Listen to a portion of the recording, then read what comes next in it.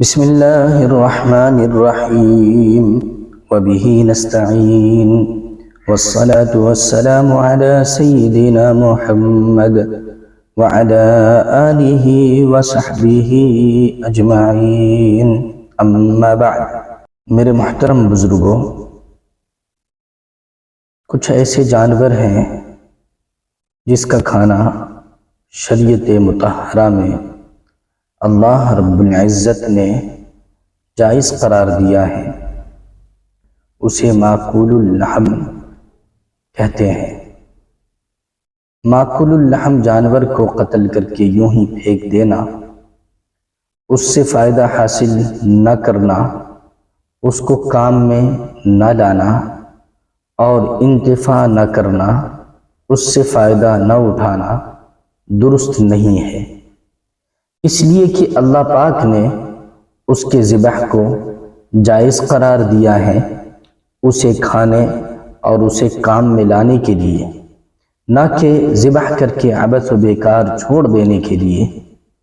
رسول اللہ صلی اللہ علیہ وسلم نے ارشاد فرمایا، جس شخص نے چڑیا یا اس سے بڑے کسی جانور کو ناحق قتل کیا، اللہ رب العزت قیامت کے دن اس سے اس کے بارے میں سوال کرے گا اور پوچھے گا۔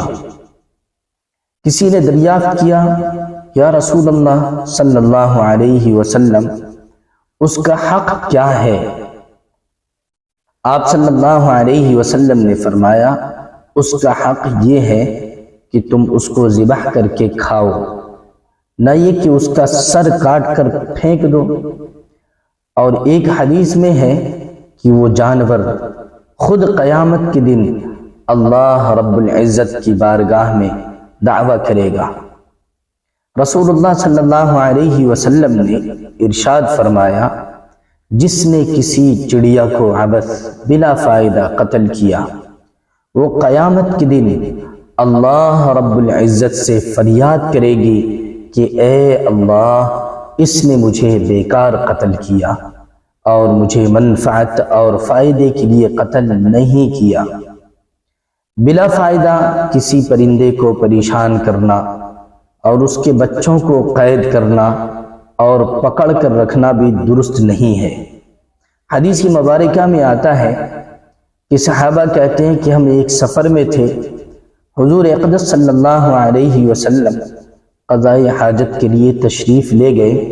اسی اثناء میں ہم نے ایک حمرہ پرندہ دیکھا جس کے ساتھ 2 چوزے یعنی بچے تھے، تو ہم نے اس کے بچوں کو پکڑ لیا۔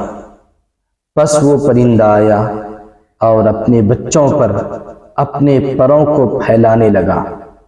اتنے میں نبی کریم صلی اللہ علیہ وسلم تشریف لائے اور فرمایا، کس نے اس کو اس کے بچوں کی وجہ سے مصیبت میں مبتلا کر دیا ہے، اسے اس کے بچے لوٹا دو۔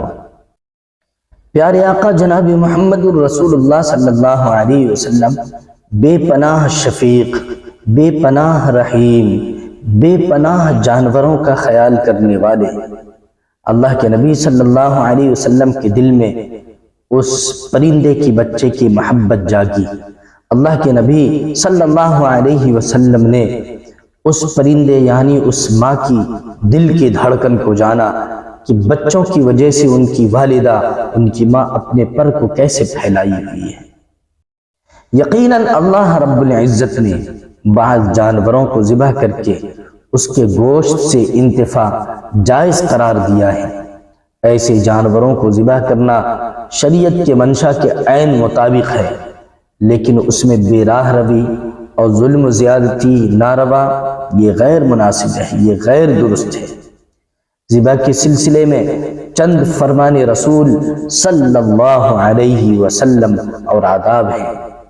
وہ یہ ہے کہ جانور کو اچھی طرح ذبح کرے، ذبح سے پہلے چھری کو تیز کر لے، ذبح کے جانور کو ٹھنڈا ہونے دے، اس کے بعد اس کے کھال کو اتارے۔ جانور کو مقام ذبح تک نرمی کے ساتھ لے جائے، اس کو بے دردی اور سختی سے نہ گھسیٹے، سختی کے ساتھ گھسیٹ کر کے نہ لے جائے۔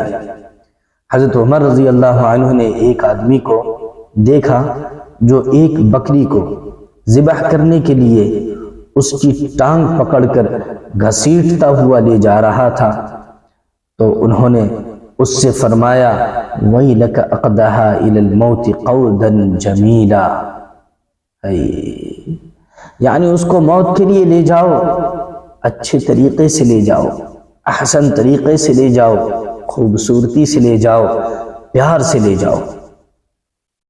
ایک جانور کے سامنے دوسرے جانور کو ذبح نہ کریں کہ اس سے اس کو تکلیف ہوگی۔ ذبح کرنے والا جانور کے سامنے چھری تیز نہ کرے، ذبح کے لیے جانور کو بے دردی سے نہ گرائے۔ ذبح کرنے میں بھی رحمت و شفقت کا پہلو ملحوظ رکھیں۔ اللہ رب العزت ہمیں بھی عمل کی توفیق عطا فرمائے اور آپ کو بھی، آمین۔